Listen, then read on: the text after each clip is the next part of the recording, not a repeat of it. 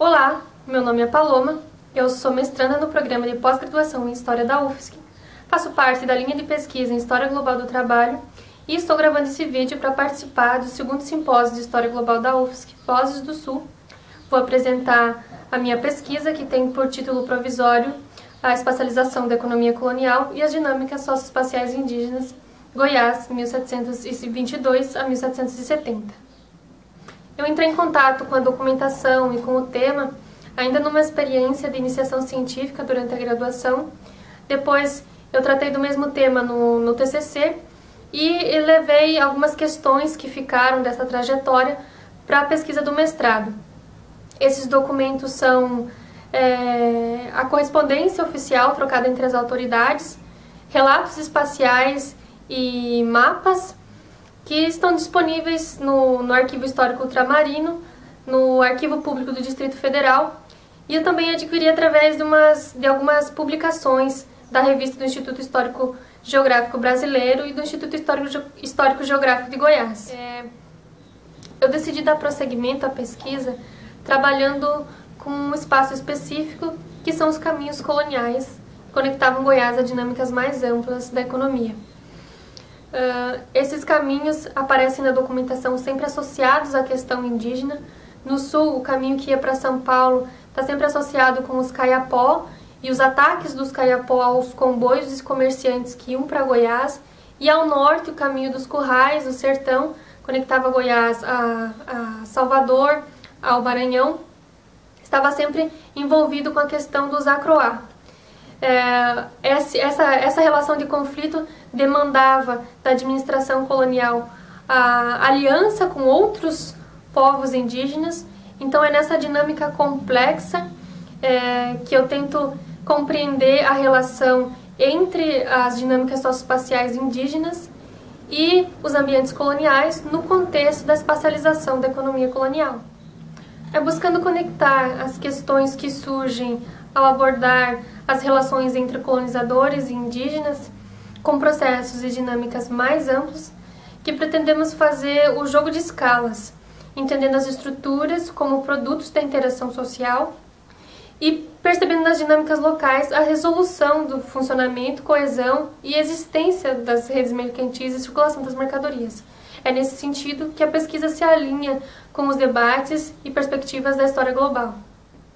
Se eu tivesse mais tempo, eu traria aqui uma série de questões que eu venho buscando refinar, cursando as disciplinas do mestrado, mas então eu vou trazer alguns caminhos já percorridos.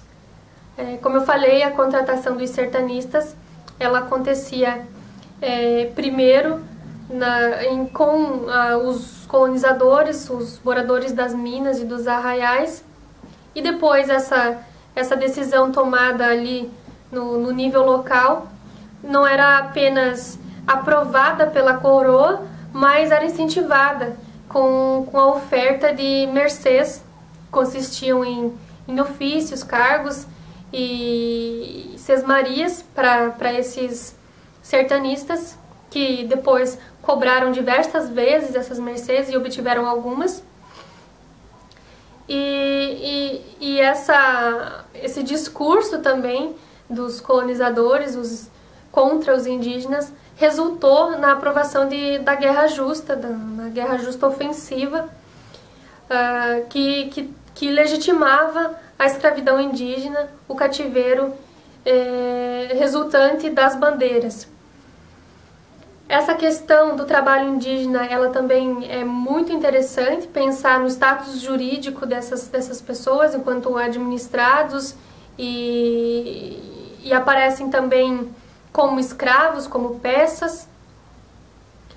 Outra questão que surge vem do trânsito dos indígenas Bororo, de uma fração do povo Bororo que se instalou nas proximidades do caminho que ia para São Paulo, justamente num ponto estratégico onde os Kayapó costumavam assaltar os comboios dos comerciantes. Esse local também foi escolhido pelos próprios Bororo, e depois da morte do sertanista, do Antônio Pires de Campos, eles permaneceram nesse lugar, prestaram serviços contra outros inimigos da colonização, como quilombos, e se beneficiaram dessa dependência da sua força guerreira.